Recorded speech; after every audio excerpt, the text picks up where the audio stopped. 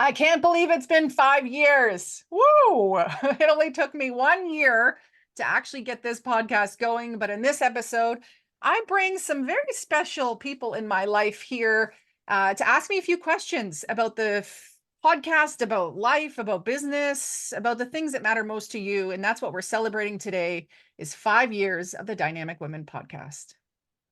Hello, lovely ladies, and welcome to the Dynamic Women podcast. I am Diane Rolston, your host. And it's not every day that I get to celebrate the 5th anniversary of the podcast or have some of my listeners, some of my clients, some of my friends, some are all three, who are hanging out with me. So, a special welcome to Natasha and Paula, Catherine, Tanya, and Jill, who are with me today. Hi, ladies. Feel free to unmute and say hi. Hello, hello, Diane. We're so Hello, excited to be Diane. here. Hello. Yay. For those of you who are listening to the podcast, thank you so much for doing so. And I also wanted to let you know that we are on YouTube as well. Diane Rolston channel. All episodes are also on there on video. So you can actually see me waving, see me hanging out, see me smiling, see my very exaggerated facial expressions. If that appeals to you, feel free to do so. And you can always just go onto YouTube and listen as well. So today I put a call out to those who want to come and celebrate with me, but also who want to just ask a question. I'm always open to questions. So if at any point you're like, I wish Diane would cover this topic, or I have this question I wish she would answer, or I have this problem, I want to know her thoughts on it, or if she has any stories on it, or Diane, tell us about this. Any of those I'm totally open to. It actually makes my job easier because it tells me exactly what you want to hear. So feel free to email me, diane@dianerolston.com, and maybe your topic will be chosen for the next episode. So we're going to dive in. We're going Tanya first, then Paula. Tanya, what's a question that you have? Yeah, I do. Well, first of all, I'm so grateful to be here to celebrate this 5 years with you. It's quite a Oh, big deal to be able to do that in a podcast. So congratulations, my friend. I'm really excited for you. And thank you, listeners, for being here and listening to us. We're gonna definitely drill Diane with some questions. So I got a question for you, Diane. okay. And I know I'm gonna put you on the spot here, my friend. Okay. But you've been doing this for a long time, and I know all of your guests have been extraordinary. I've listened to many of the podcasts. But if you could pick like your favorite, one of your favorites, I know they're all spectacular, but one of your favorite moments with one of your guests, who was that guest, and what was it that was a really great memory for you? Thank you for that question. And I actually get asked that question quite a bit of like, what's your favorite episode? And I went back through the lists of all the podcasts and I was looking at each guest. And it's funny because I started to see patterns as to what I liked. And I was like, no, that one, that one, this and this and this one. And I can't actually give one name, but I can give one thing that I love. I love anytime I heard a story from the woman, because I interview dynamic women. Anytime I hear a story from them that shows their vulnerability, that shows their real side, that shows who they are as a person, not just who they are on social media or what we see. That's the one part that I really like. Sometimes I've been caught off guard and I've actually become very emotional with people's stories or what they're sharing, or I've heard myself in what they're sharing, and that was really kind of hard to stay professional and not be like, oh my gosh, I'm crying because of what you said or whatever it is. So that's the one side, and the other is the tips where I learn. And so you're a podcast host as well, Tanya. So you know that it's the job of the host to pull the information out of the guest. And sometimes we ask questions that we already know the answer to because we either train it or we just know or we've read books or we've worked with this person, but Yeah, that's right. we still ask those questions Yeah. because our listener needs to have the privilege of those questions as well. And and sometimes I already know because I've already kind of done a pre-talk with them as well. But when I can ask something where I learn something completely new, where I'm like, whoa, like I never thought of that. Those are the Mhm. ones I love the most because I get something really big out of it. Well, that's super cool. So then do you remember one of the things that you learned? Like, it doesn't have to be related to a specific episode, but over these 5 years, what was one thing that you learned sort of during these interviews? We would love to hear that. Yeah, now I'm on the spot. Ah, I'm trying to think of, and I had it open too, and I was gonna open it up again, but for some reason my window doesn't want to let me open it. Let me just see if I can. we can always come back to that question, and I Yeah. can just say, um, what did you learn over these last 5 years, even running a podcast? Like, so if somebody was listening right now, or one of Yeah. your many amazing listeners are listening right now, what were some of the things that you've learned over these 5 years? And they're like, I want to start a podcast, but I don't know where to start, and I don't know what to do. What would you say? So there's two sides of what I've learned. And the one side is the strategy piece of it, right? There's don't just do a podcast to do a podcast. You need to have a strategy and intention to do it. We do have a common friend in the CAPS community, Canadian Association of Professional Speakers, David Guthrie, who just started a podcast. He just wants to have great conversations with cool people.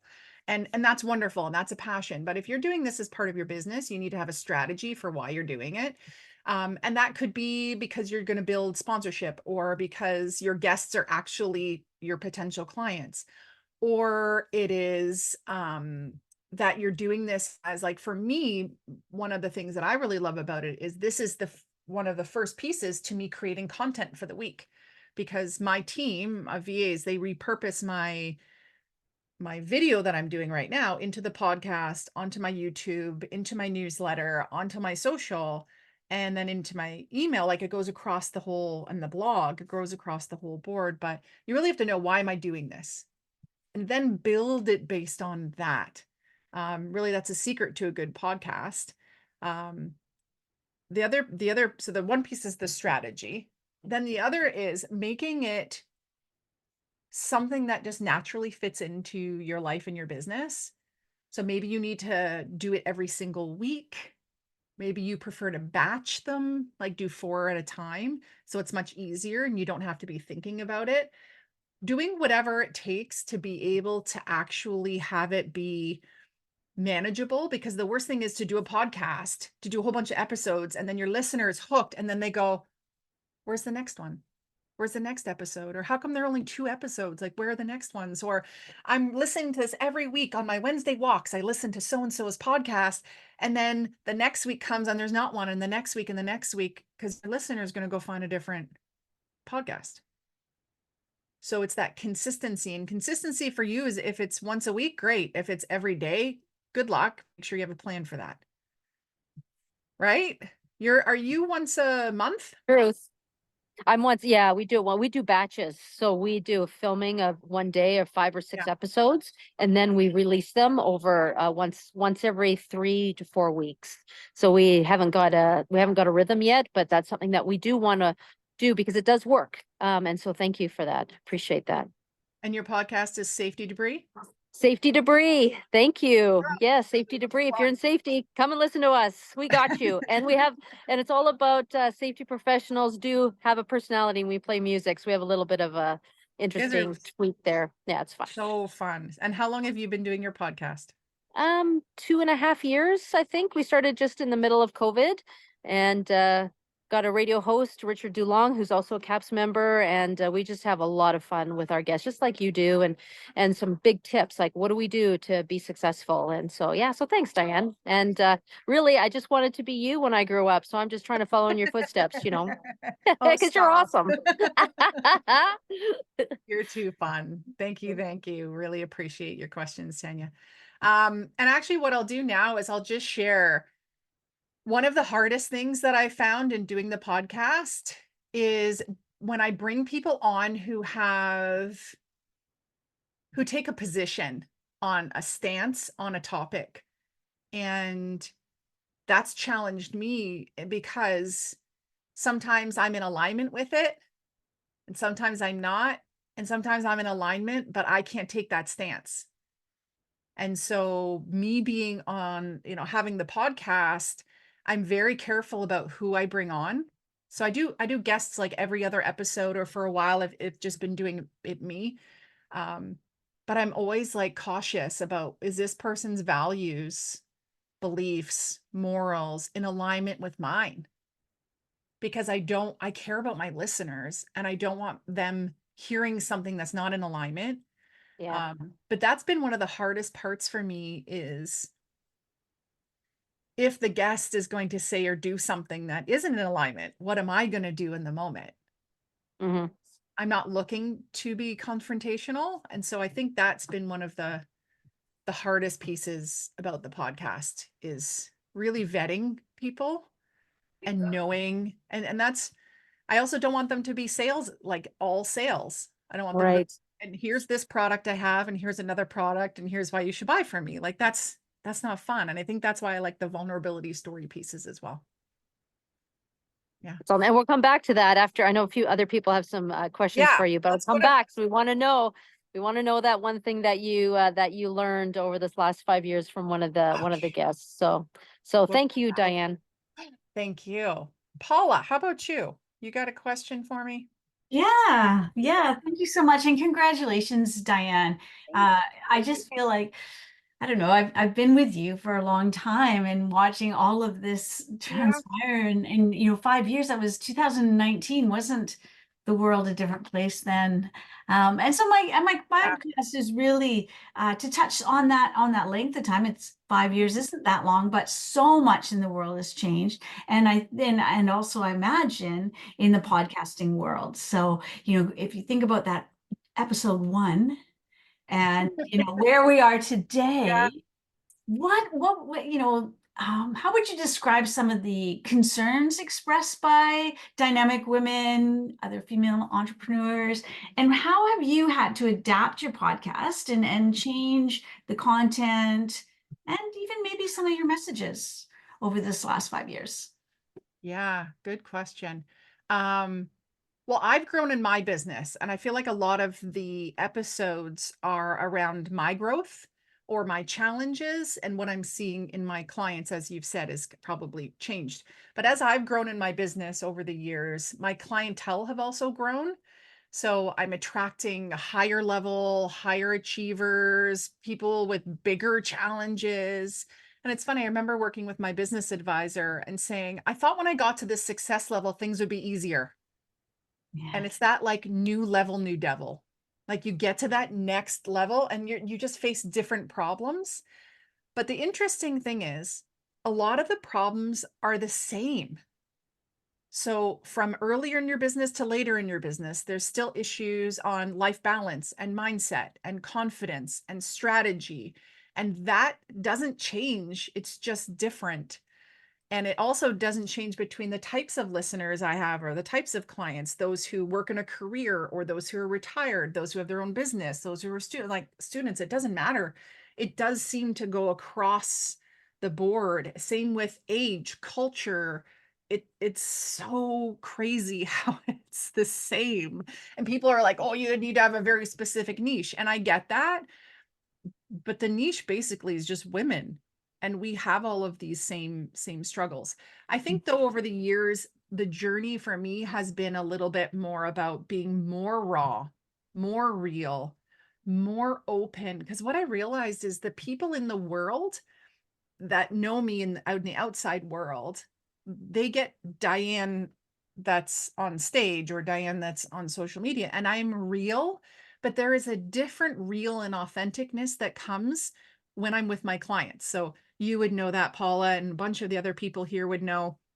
And those of you who, like Natasha's here, and I know her from Toastmasters and from soccer, and Tanya's here, and I know her from CAPS, and just like hanging out. And all of you see that quirkier side of me, or the edgier side of me, or the goofball side. And this is what I'm trying to bring in a little bit more. I think I'm a teacher at heart, and I love to teach and to share and to empower in that way. But a lot of times the results that and the kind of the response I get the most from is when I show the rougher side and the edgier side and the softer side and the more vulnerable side. And that's where people connect with me more. So my evolution has been to share more of that side, like Yeah. not just to let it be seen by by the people close to me. And it's not that I'm choosing online to not be my goofball self, but when you have one message, I want the content to be the message, not Yeah. always that side of it. Yeah. Well, and I think sometimes for myself in listening to the podcast, there's moments of serendipity where you are speaking what I maybe haven't been able to bring to the forefront. And I think most recently was, I don't know if it was your very last podcast, was about feeling alone Yeah. and women in leadership. And so I think Yeah. that, you know, you're really touching on that rawness and these words and these emotions that are maybe something that we don't want to face, but we need to talk about it and share. So thank you very much. I would love to say I've all listened to every single one of them, but I've listened to most, and every single one exceeds my expectations. So thank you, Oh, Diane. thank you. Thank you for asking that. And one other thing I did want to add in is around um who I feel like I'm speaking more to now. So when I go and record, like today is amazing because you're all here and I get to like talk to you, which feels like a two-way communication, even though I'm taking more of the mic. uh, but when I record the podcasts, I'm imagining the woman on the other side who's listening, who's folding her laundry, who is doing data entry, or who's going for a walk midday at work, or whatever it may be. I'm imagining her, and that woman has changed a little bit over the years. And I think now more, not think, now more so, I want to speak to that same, the high achiever, the woman who's kind of putting herself out there, but I have such a passion now for women who are choosing to fly under the radar. And they're choosing to fly under the radar because it's tiring to be cut down. And it's the tall poppy syndrome. It's the crabs in the bucket being pulled down when you try to get out or when you stand out. And as someone who, over my lifetime, every time I've stood out, I've been cut down somehow. And my thing is I just get back up and I keep going. But it's hard. It is so hard.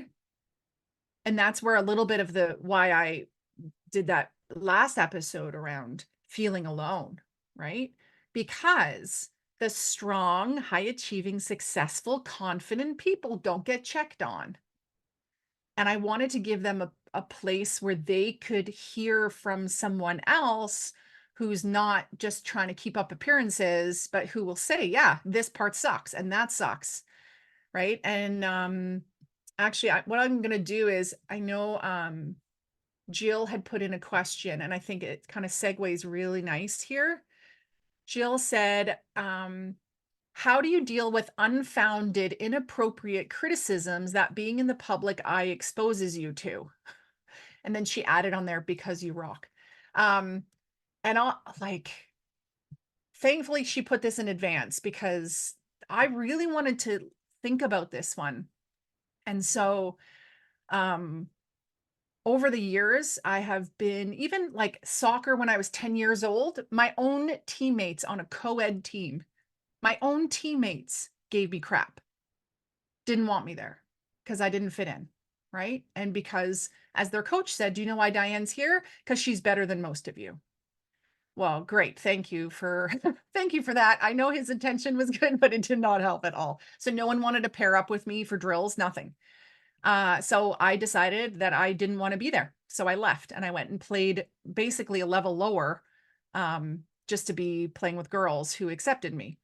High school, I won student council president, and the guy who was my opponent attempted to turn everyone against me for winning, which caused me to not go for valedictorian, which had been a dream of mine. And I was like the natural choice. And so this just continued, right? I've been slandered. I've had people be even mean to me at a Christian retreat. And it all came from this, what Jill's saying, unfounded, inappropriate criticisms. So the thing that's helped me to get through it is good friends and fans. Like, oh my goodness, when a lot of those things happened, it was so, they're so crazy and unfounded that I had to go to friends and be like, am I really like that? Is this like, did you guys not tell me that I'm like this? Can I be seen? And they're like, no, it's so untrue. Don't even think of it. But if you don't have people that you can go to, that you trust, that know you, then you won't be able to get through it. What other things? Yeah, so I've basically gotten used to people talking about me in a negative way. And the sad thing is it's people that don't even know me. And then I just remember I have people who love me, who really know me. And so if the people that really know me love me, then I'm good. Then I'm good, right? And I've worked on myself so much, and I'll admit my faults, that I think, I've done the work. I've done the work on me. And so when inappropriate comments come in, criticisms and such, I always look at it for, is there a way this could have been portrayed or perceived, or their perspective could be valid? And what can I learn from that? And then I let everything else go. I actually today just saw a quote, and sadly, I took a picture of it, but sadly there was no person that it came from. And I haven't Googled it, so maybe we'll have to go do that. An entire sea of water can't sink a ship unless it gets inside the ship. Similarly, the negativity of the world can't put you down unless you allow it to get inside you. And I thought that was so good. So good. So true, right? So over my years, I've censored myself.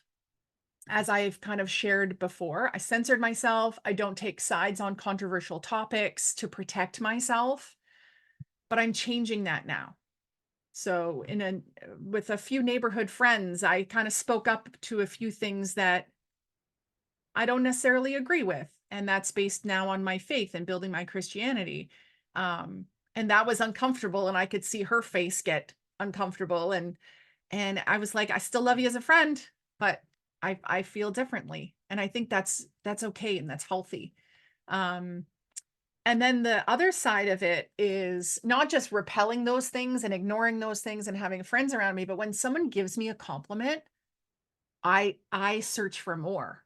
Not that I'm like, oh, tell me more about how great I am. But if someone says, I really liked your presentation, like I just did a talk at the W North conference in Whistler, and people said, wow, you were so great. And I go, thank you. Can you tell me what was great about it? Because so great doesn't sit there. When they were like, wow, you were energetic. I really like when you said this piece. I felt like you were speaking to me. Now I really understand what the compliments are based on. So I always ask for more and the reasons why. I really liked your talk. Why is that? It's like, thank you for your presentation. What was your biggest takeaway from that? And that's the question I ask after every coaching session. What was your biggest takeaway from today? After trainings, talks, keynotes I do, what's your biggest insight or your golden nugget? I always ask that because I'm going to squirrel that away. Same with when we do the dynamic year program every year. I squirrel all the accomplishments away, so that I can pull on positivity and pull on reasons why I'm awesome and amazing, and not let these once in a while comments or people to hurt me. Because boy, I've had some low lows based on these people really attacking me. And then other things, I protect my energy as best I can.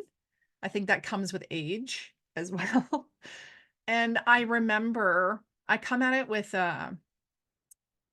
like a heart of mercy and grace, as much as I'm able to give that as a human. I remember that a lot of times people are acting out of jealousy, a lack of confidence, or feeling not enough, or they've been hurt, right? Hurt people hurt.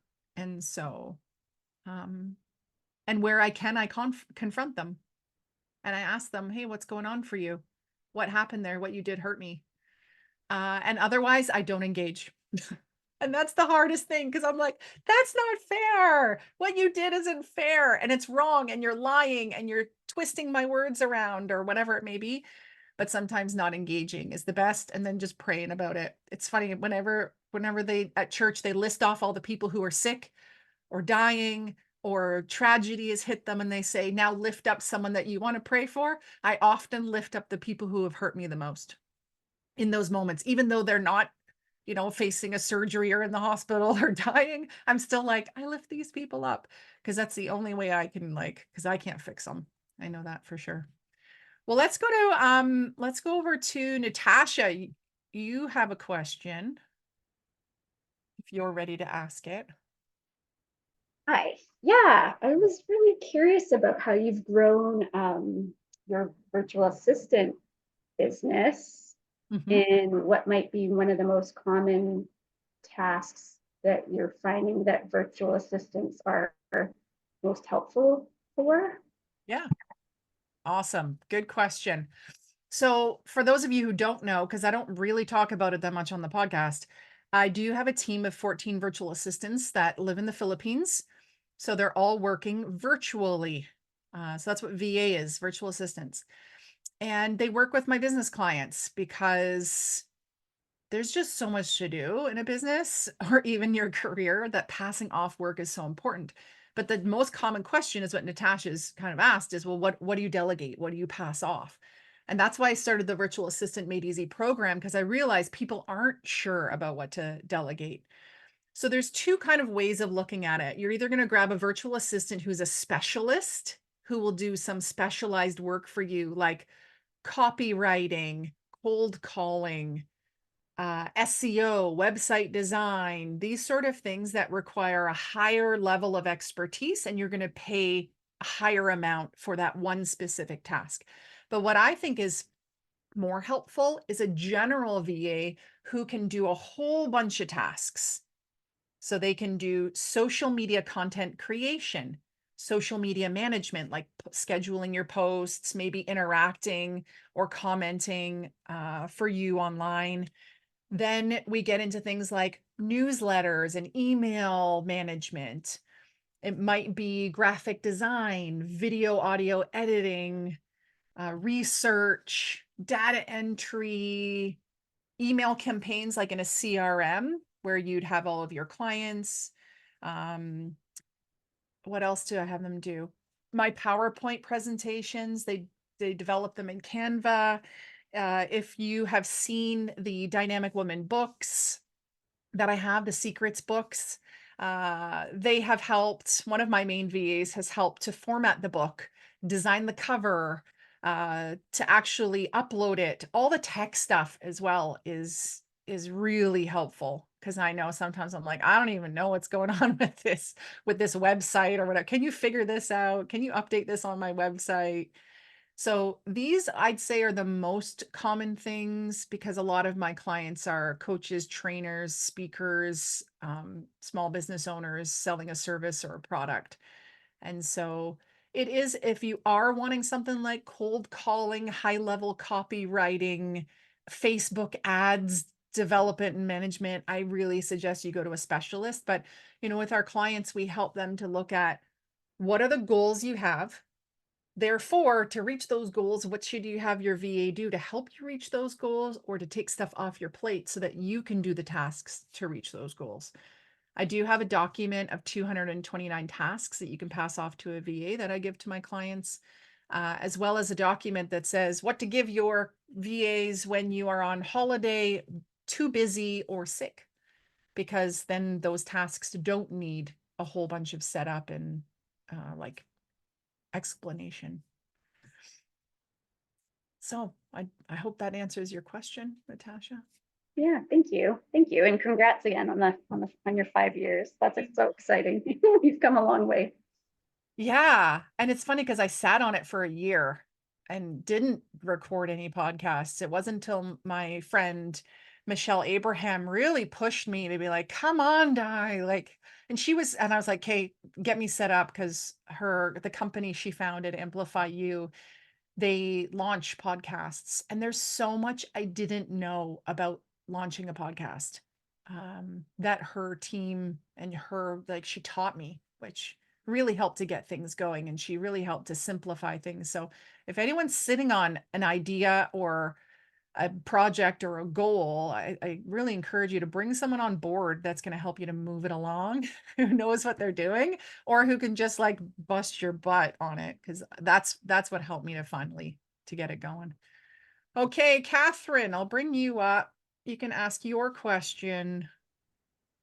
What kind of segues from the whole VA thing, because I don't have a VA, so I end up doing all this stuff myself. And what I find lately is Yeah. I got information flying at me from all angles. So it's personal, work, business, emails. There's text coming in, messenger group chats, WhatsApp, phone calls, you name it. It's all coming at me. And some days I'm just like, have I missed something big? And that is kind of one of my things. Have I missed something big? And sometimes I have. And I sometimes don't understand whether it's me who has too many things coming in from too many places, or it really is just, I won't say it's an age thing, but the world has changed so much. Again, since 2019, things have gone bananas, crazy. Yeah. And we all feel this urgency to keep up with everything else. And what I find is that on a daily basis, I tend to say, that one, that one, that one, that one. I mark them and go ahead with them. And I never get to the rest of them. So then my inboxes are just chaos.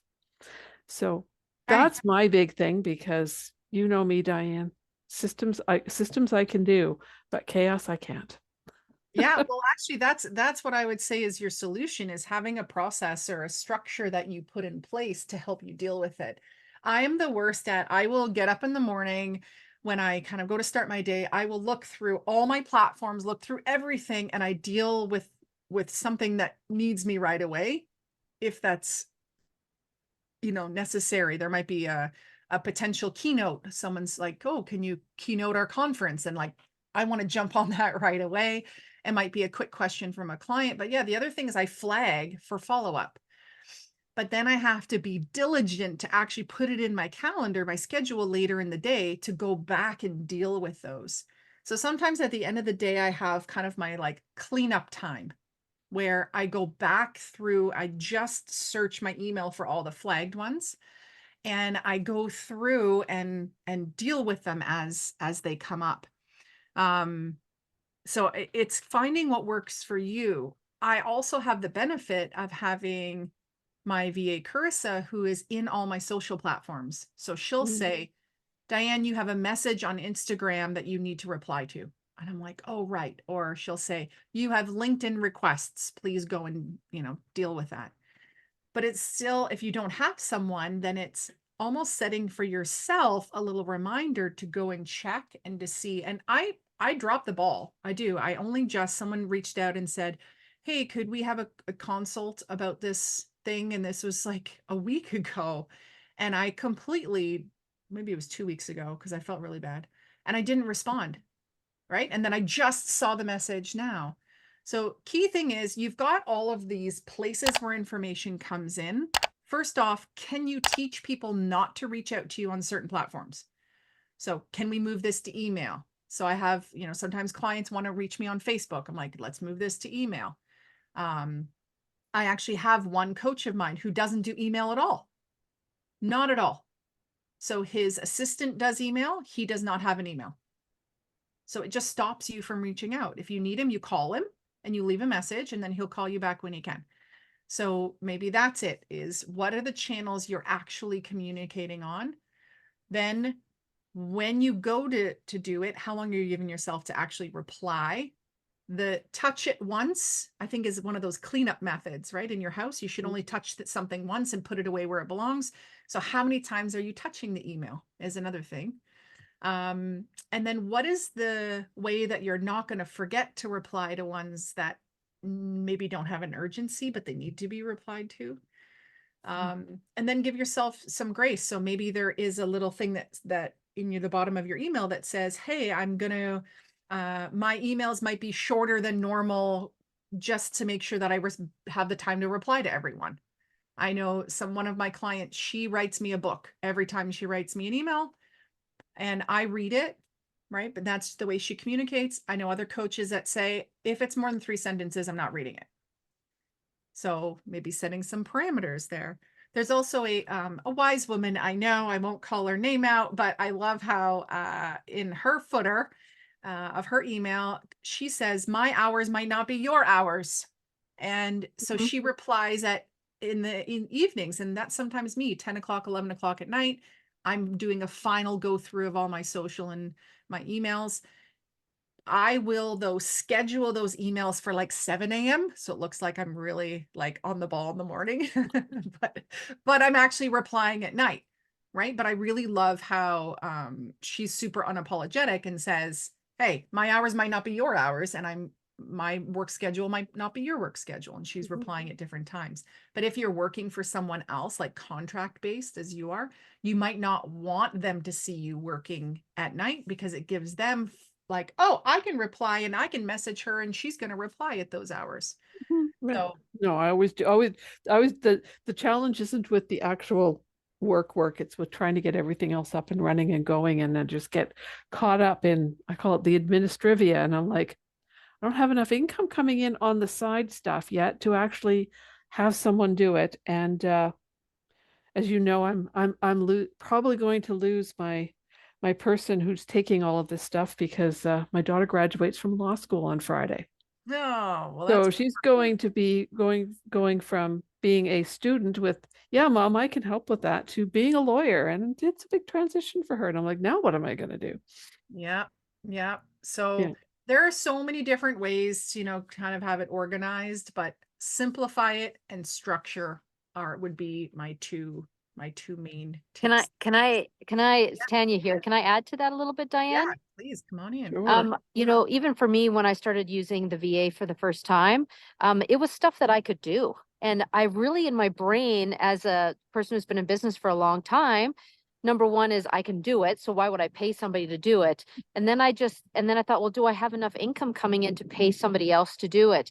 And so when I got into the VA services, yours specifically, they took on these tasks, the ones that you mentioned earlier. And I was shocked how that left me available to actually sell bigger ticket items as opposed to the smaller stuff for that person to deal with. And even though I could do it, it was okay. I had to work through myself that it was okay that somebody else could do it for me, because it really increased my business significantly. So I just wanted to encourage anybody who's listening out there, like, Good. those things that we worry about, sometimes they work out to the best if we just kind of step into it and give it a shot. There you go. Wise words. That's probably the best advice. Just step into it and give it a shot. There you go. Awesome. Well, thanks for that question, Kathy. I know for everyone, there's a different plan, right? And a different way of doing it.